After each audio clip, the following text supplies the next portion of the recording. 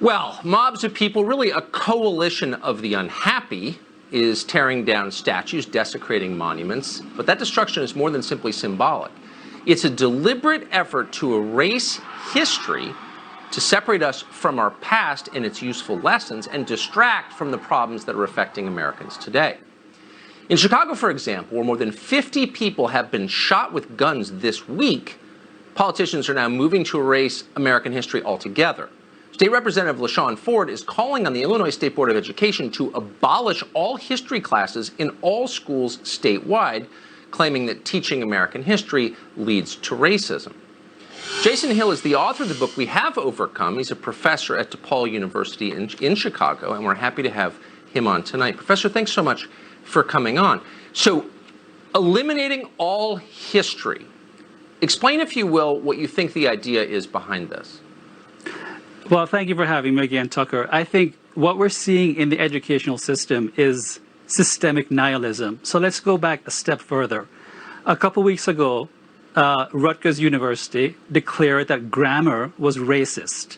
Now, grammar is a science that deals with the proper method of oral and written communication. When you attack grammar, you attack language, which is the method of cognition. So you attack man's mind. You attack his ability to reason.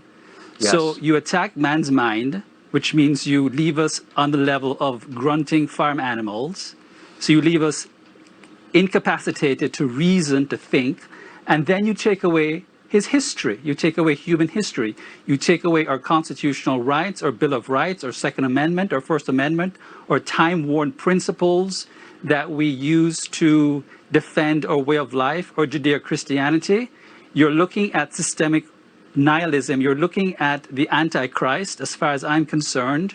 You're looking at a bunch of nihilists and anarchists that want to destroy a system and replace it with nothing. Nothing at all. They want to destroy the good for the sake of it being the good.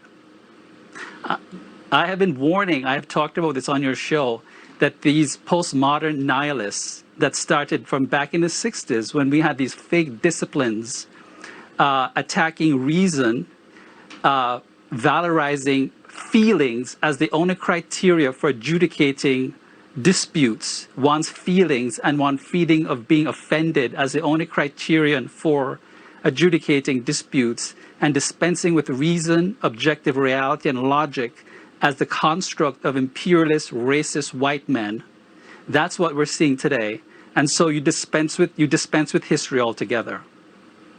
I'm transfixed by what you just said. I hope that this finds its way onto the internet and is viewed by many, Professor, because I think you just put it as crisply as I've ever heard it, what's happening.